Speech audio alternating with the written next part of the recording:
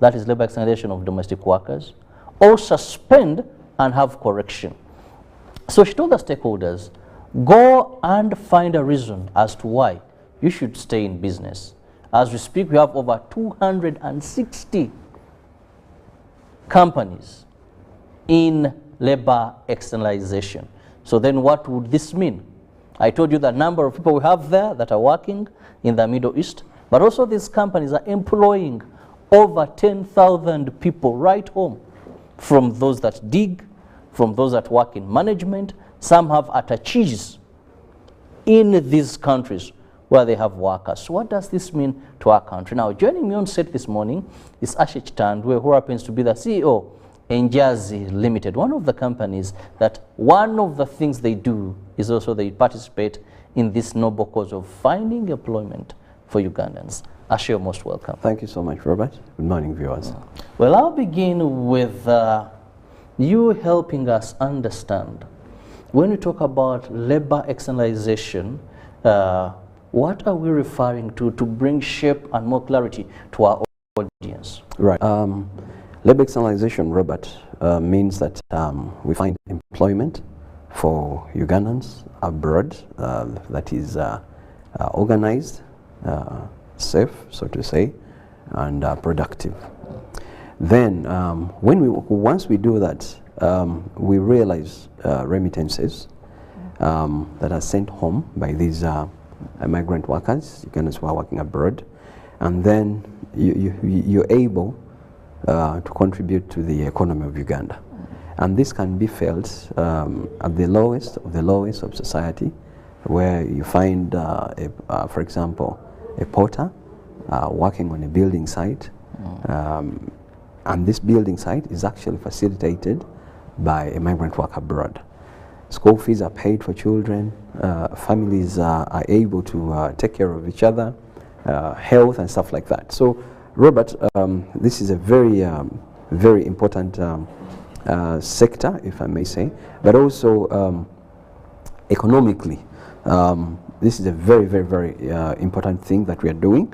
But also, you need to realize, Robert, that this is a global phenomenon at the moment.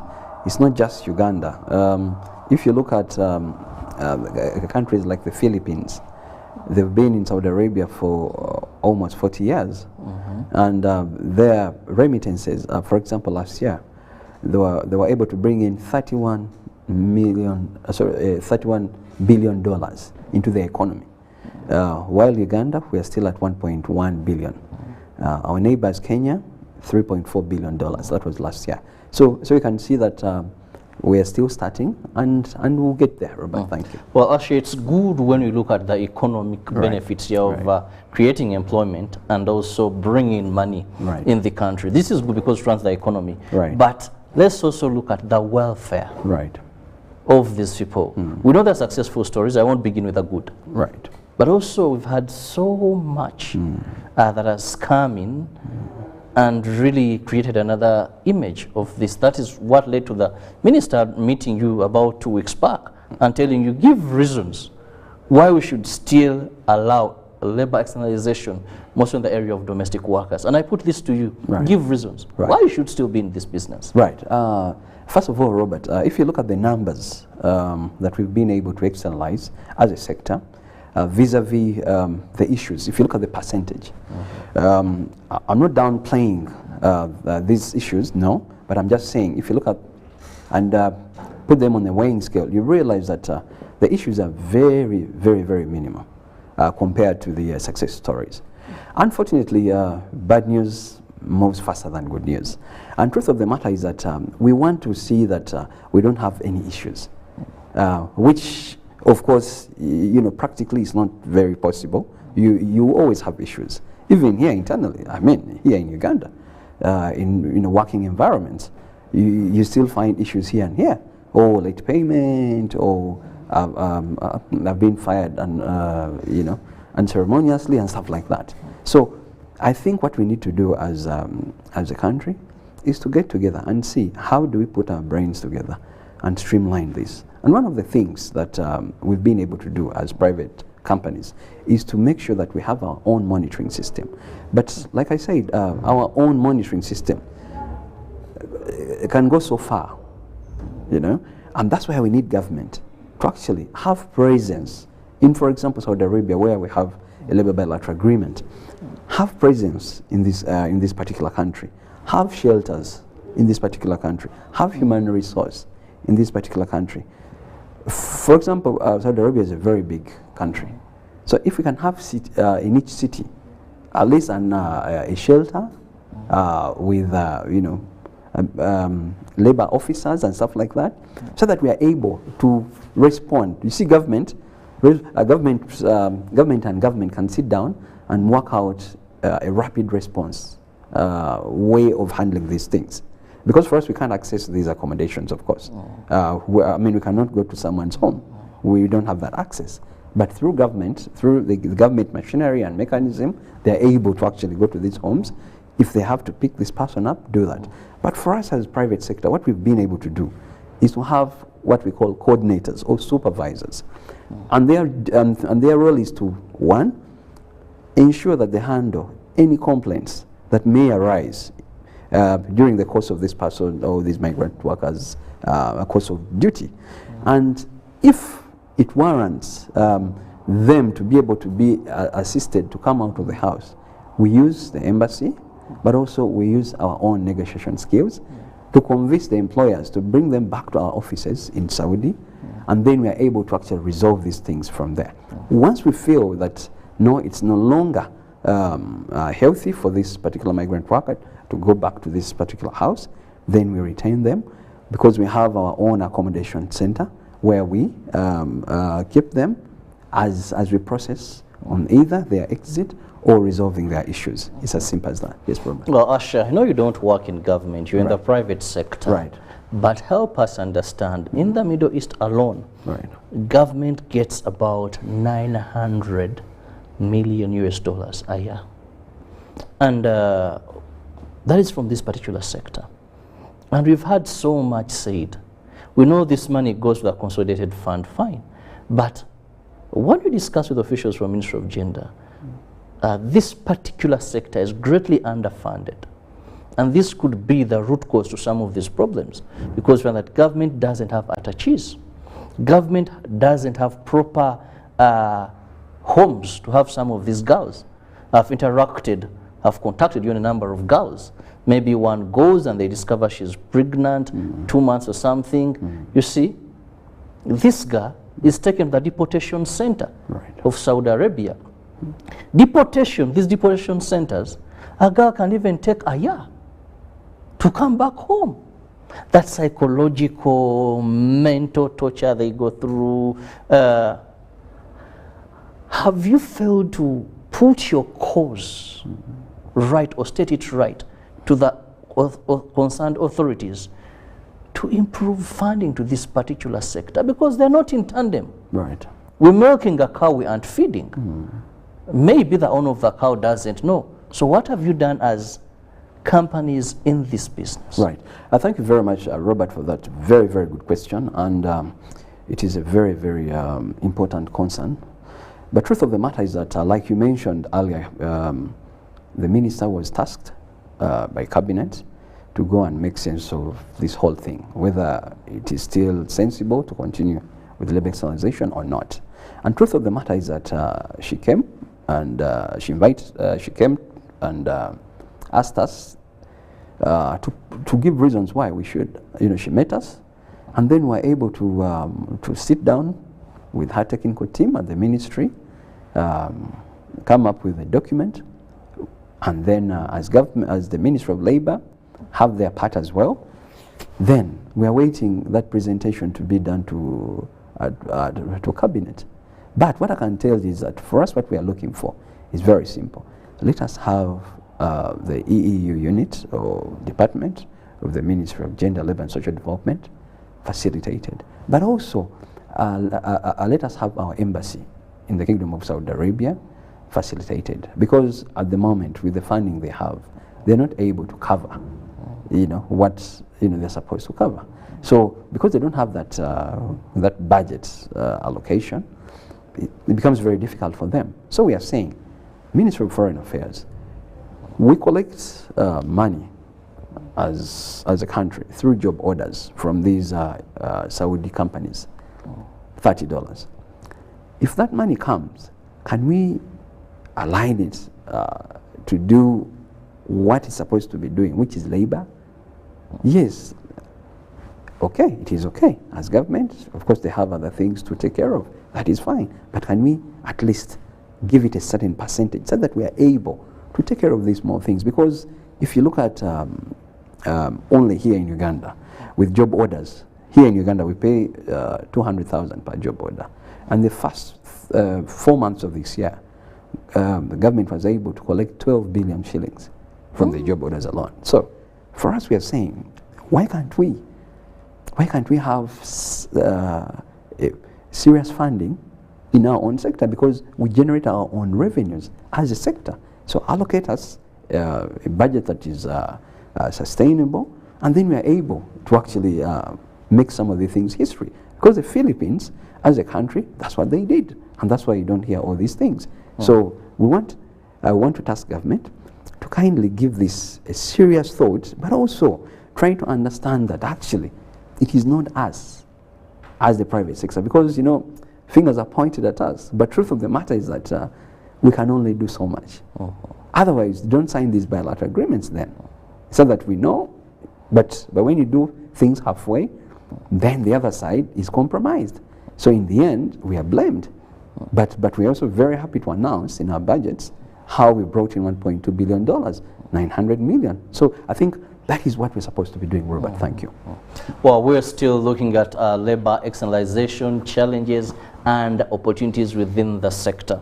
Now, Asha, so much wrong, so much tainting, so much circulation of negativity on social media regarding this sector. But help us understand, because when you speak to a number of Ugandans, apart from those that have had relatives, I've had friends that have gone and worked. Actually, many don't know that Uganda were externalized security guards, professionals. And I know Njazi does that. Professionals, doctors and all that. But one of the sectors has been basically domestic workers, where we've seen hell go loose. Now, in this particular bit, help us understand, what aren't we doing right? From individuals that are going to work here, because I've seen of girls who come to these companies and they're going to work as housemaids, yet even at home there's nothing they could manage. I've always asked myself, first at family level, individual level, are you being honest? Exactly. Second, ask myself at company level, do they go through the right interview? Someone who has been married with a husband, they have issues because she hears people go to Saudi and on a month they earn 900. She has been having a maid or two. Here, a company has taken her. Look at their vetting level. Then when you go to government, you're like, okay, there's so much you're getting. So let's try to dissect from stage one. Where is the problem? Robert, thank you for that question. Truth of the matter is that it starts from homes, our family, at family level really. And truth of the matter is that discipline, first of all, discipline is a very, very important component. We've had very, very many people who come to us. They're desperate. They want to go and work. But we stop them because, one, they're indisciplined. Two, we don't think they have the right reasons to go and work. Robert, maybe for benefit of our viewers, what you're seeing on the screen are some of the successful stories of young girls who have gone and worked in the Kingdom of Saudi Arabia, what they have been able to achieve. So as we're discussing, you can look through, build a house for her parents. There is so much there. So we have their permission and they're like, let's tell our stories. Let's tell our stories. You can use them for people to understand that you can go and work, you can invest, you can come back home. Yes, continue. Robert. So because of exactly that, the process of one, selection, that is why it all begins.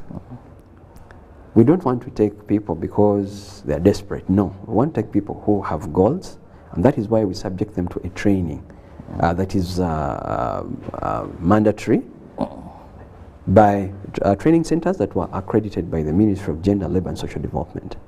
But after training, then it's incumbent upon them to actually implement what they've learned through the training.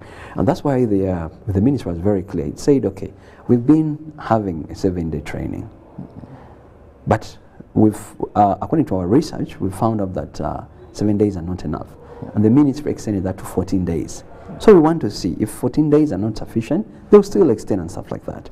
But that also, Robert talks about how human beings are. Even after all that, for some people will always go on the opposite side, and I mean there is nothing can do about it. So we only try to do our best, and then we deploy them. So it's incumbent upon them to either continue following what they trained them on, or divert from that. I mean, like Robert, you've heard of stories. Some of them I think I've shared with you privately. You know, someone goes to work and all they are looking for is a husband in the wrong place. So you can imagine. So such a person, Robert, I mean, if by bad luck, you know, the lady of the house finds out such a thing, what do you think is going to happen? And that story won't be told the way it is.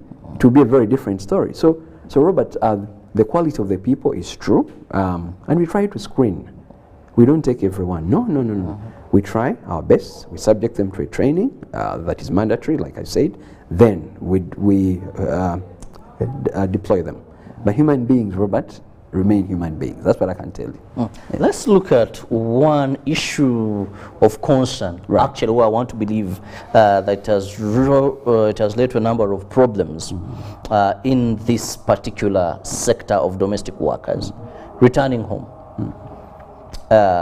Returning home after contract has expired.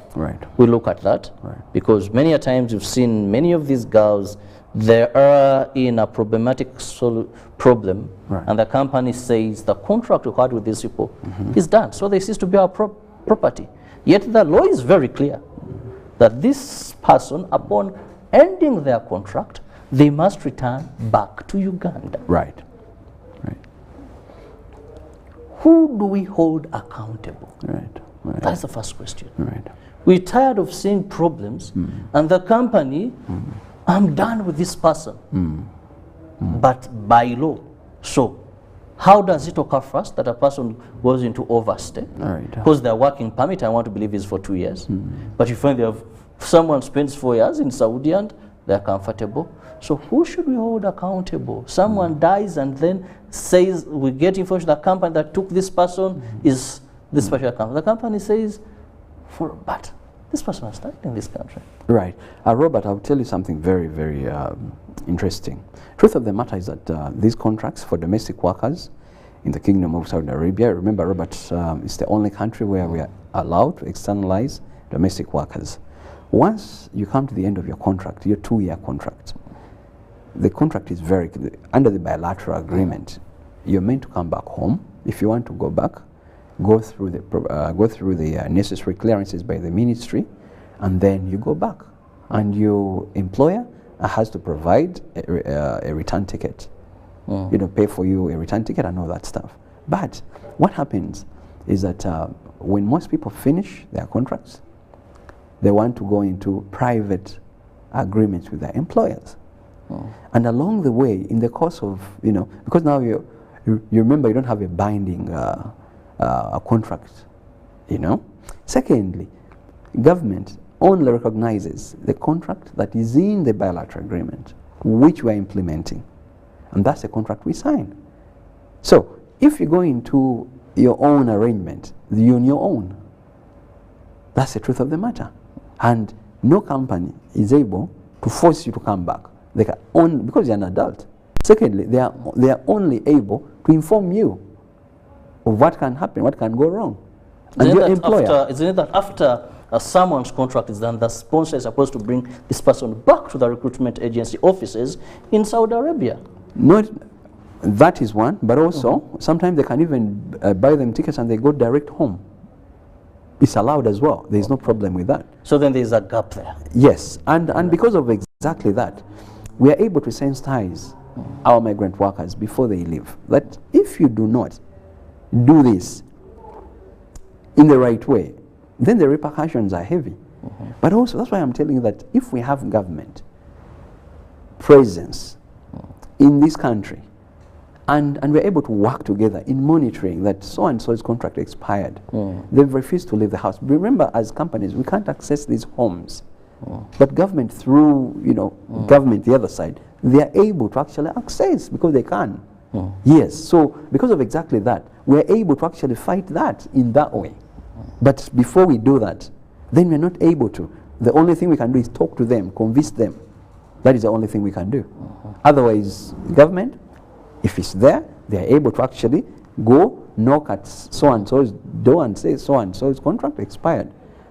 Have they renewed it? No. So can we have them go back home and renew it, then come back?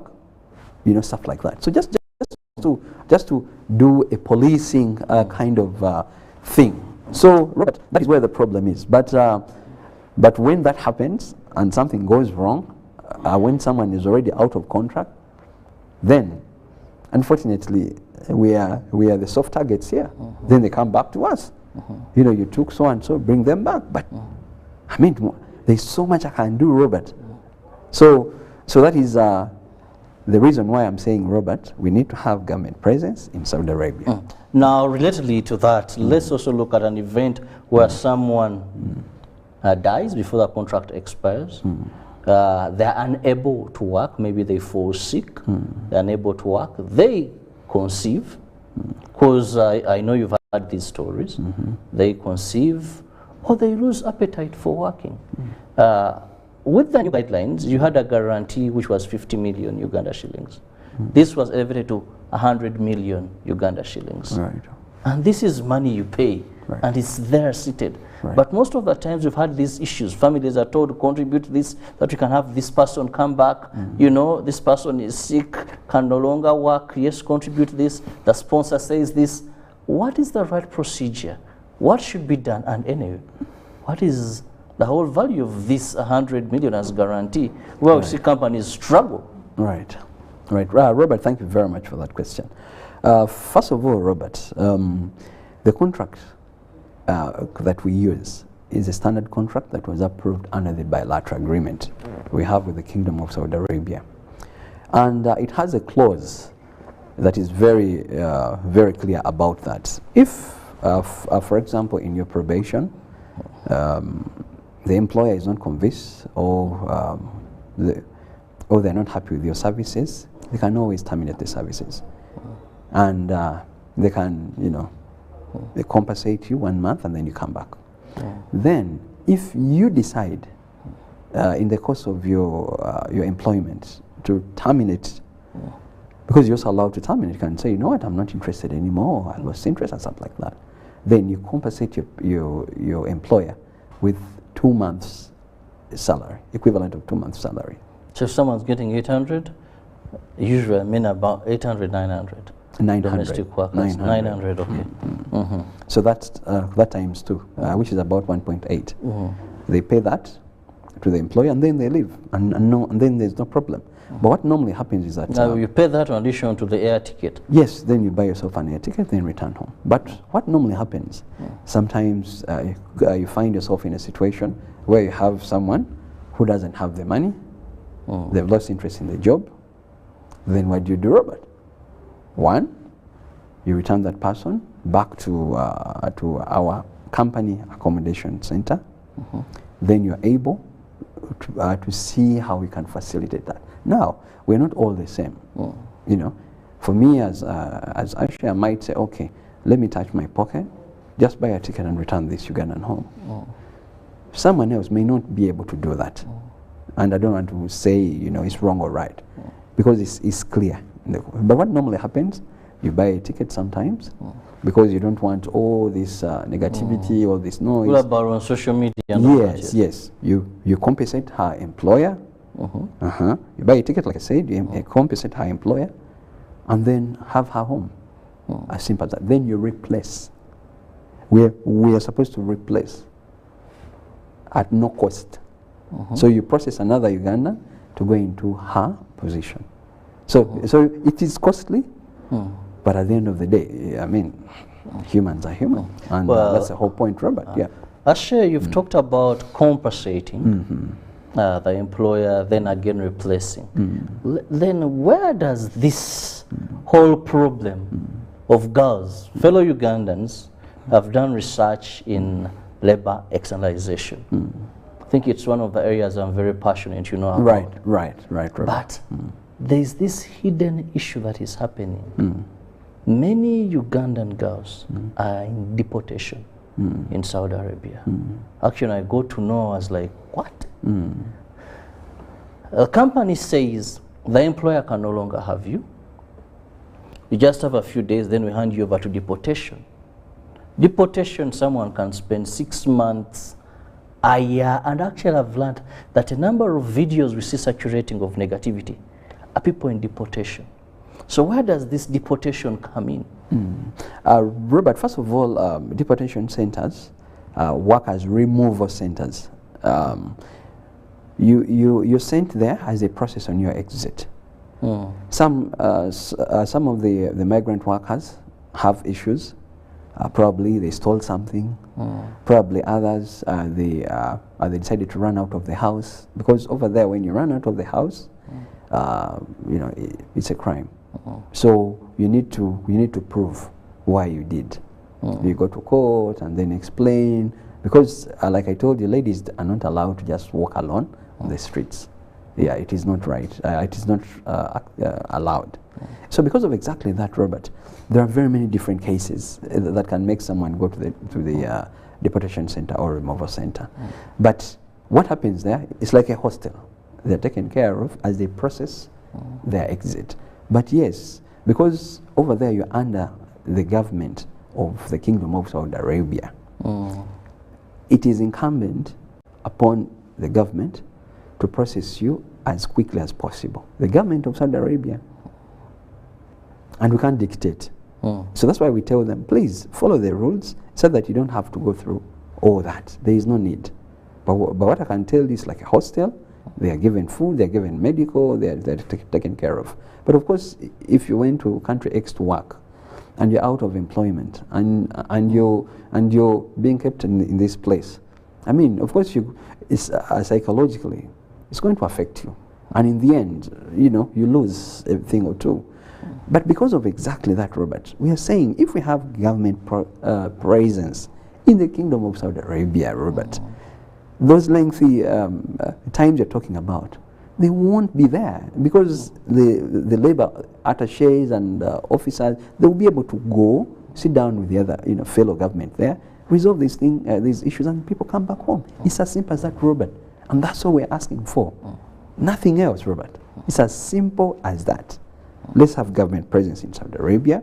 Let's have accommodation centers facilitated by what we bring in.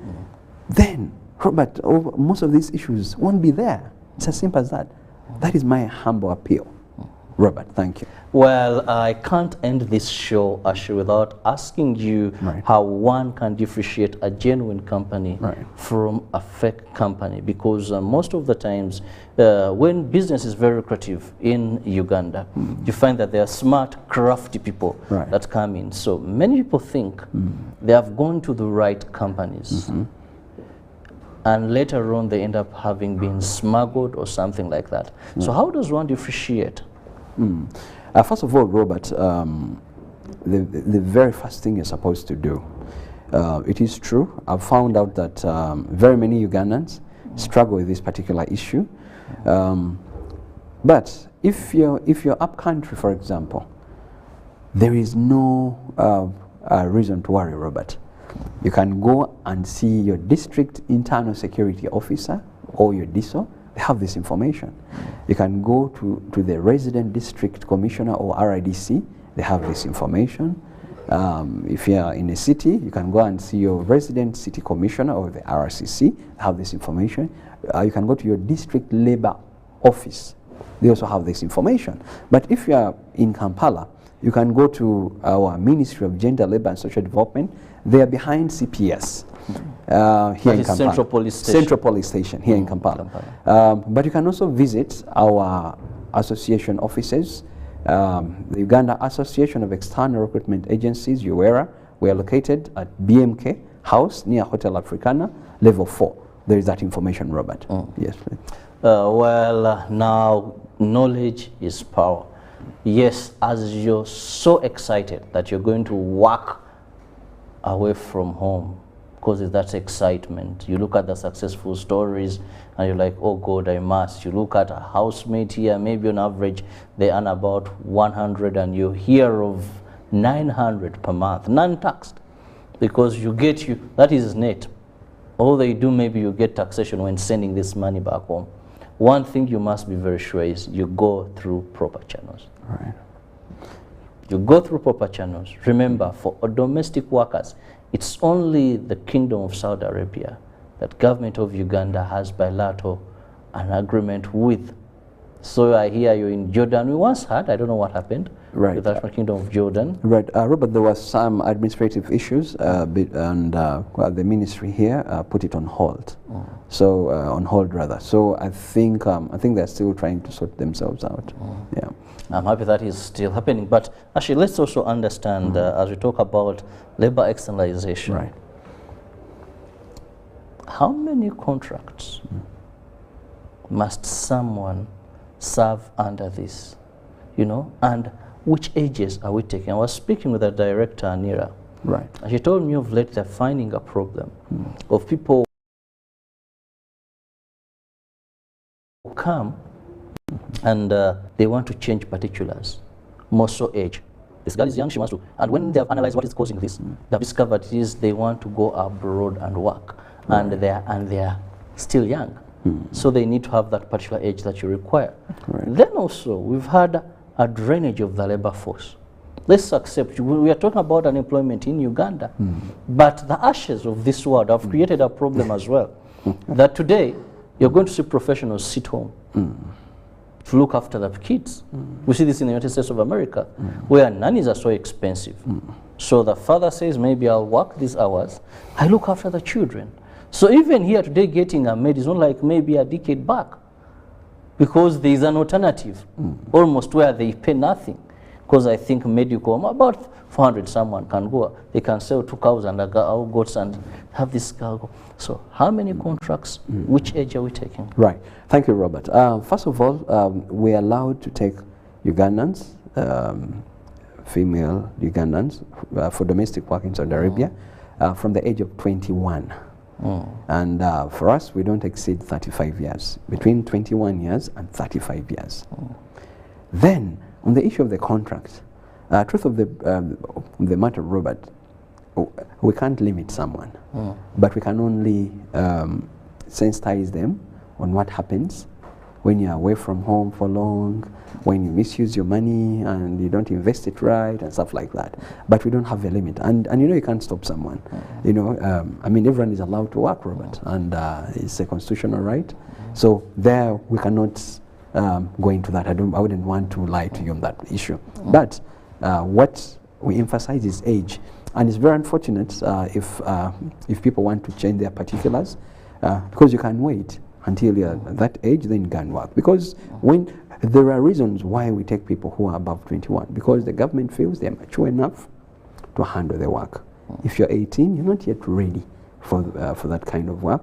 So I urge Ugandans to be honest and let's follow and do the right thing so that we are able to go into productive work, and then we are also able to do a lot of good things here. Let's not try to be clever, because that backfires on you in the end. So let's follow the rules, do the right thing, and then we benefit as a country. Thank you. Well, many have termed this externalization of labor more so for domestic workers as modern day slavery. I know you've heard of this. Reason being is many girls have gone out there, worked, I must say they work. And either because you don't prepare them well, right, or maybe you're not concerned as companies that are taking them. You find these girls, after contracts end, They have nothing to show. Good, we are showing successful stories. You find many of these girls, all their money has been coming home. Right. So they're like slaves. They are working, sending home, working, sending home, because they are being fed, they have shelter as they are aging. Many of them, some that desire to keep their money, come back home, oh my God, I know a domestic worker who came and hired vehicles from Entebbe Airport. She was all over social media, even open roof waving as if, you know. So Right. we must be very passionate. We must be very considerate. Right. That we see that these girls, to change the trend of events, are exemplary. In your training menus, do you have financial literacy as part of it? Thank you, Robert. Yeah, it's true. During the training sessions that they're subjected to, financial literacy is a unit, a full unit under that course, if I may call it, and they are taught all these things. They are told all these things.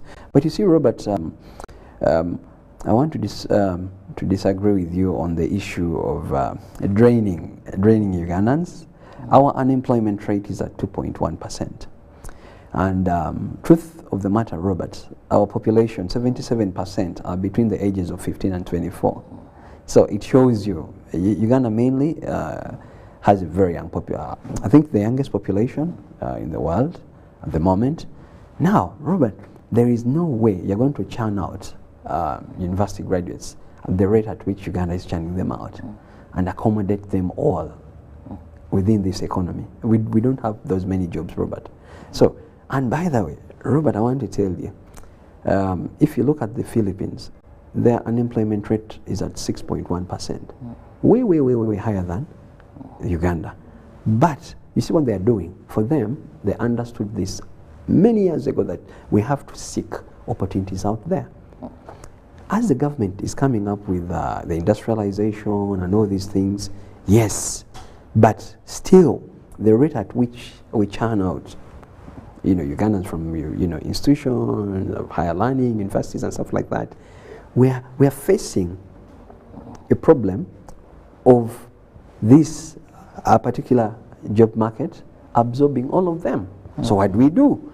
Then we also have people who are not gone very far with education, but I mean they have their natural ability to learn quickly on job or whatever.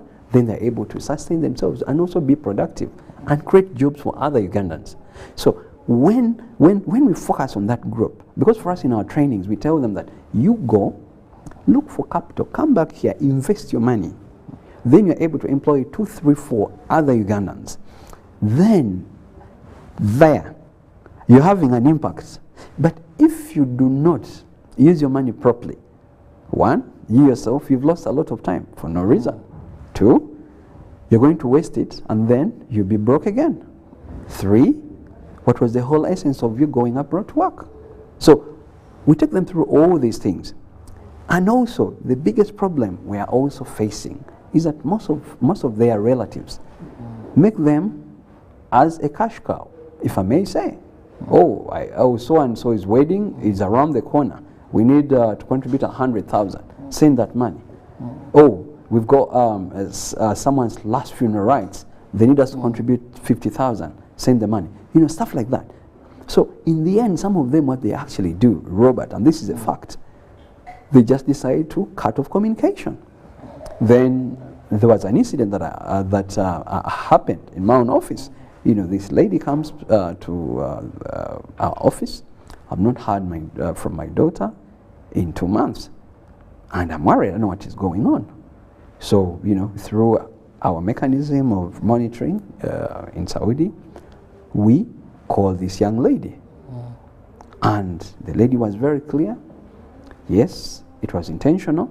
I decided to cut off communication because people at home are always asking me for money. My mother is always telling me I need money for this, money for the other, and the mother was listening. See how embarrassing that was. So even as the people that remain behind, as relatives, we need to make sure that we understand that our people have gone to look for work, to look for money, so that they come back, invest, and they are able to actually improve their own livelihoods as well. But Robert, on the other hand, that is very, very, very easy to point fingers that, guess what, someone went, worked, but they have nothing. But do you realize that they've been milking them? So that is where the problem is, Robert. So we need to improve that. Yeah. Well explained. Our time is not so much on my side. I see the sportsman is ready, and of course with the gold we won in the Commonwealth, I think he has so much for us. But let me have your parting shot. Right. Thank you very much, Robert. Ugandans, thank you for watching this particular show, and I want to urge you, let us go through the right channels. Let us avoid being trafficked. If you want to know whether the company you're dealing with is a licensed company, kindly seek guidance if you're up country from your DSO, from your RIDC, from your labor officer there. If you're around Kampala, please visit the Ministry of Gender, Labour and Social Development, or Uganda Association of External Recruitment Agencies, BMK House Level 4, and seek this information. Do not deal with any company before you've done your due diligence. Thank you, Robert. Well, I want to thank you so much, Ashish Tandwe, that is the CEO in Jersey Limited, one of the companies that do provide this service. Well, to our government, let's invest in this sector because it has proven worth investing in. And of course, to fellow Ugandans, away from the excitement, make sure you go through proper channels. This is one of the areas that will fight unemployment, but also many countries, just like the Philippines, have benefited and they do not have the negative stories that we get. Together with positivity, we can improve all the gaps in this industry. Have a lovely day. God bless you.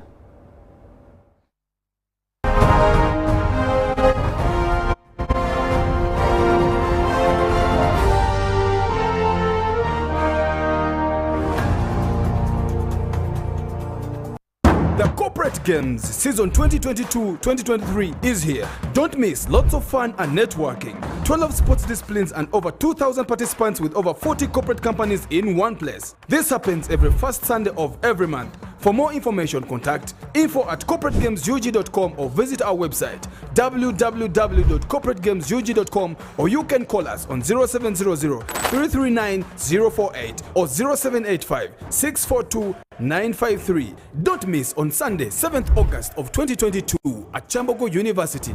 The Corporate Games, inspiring corporates through sports.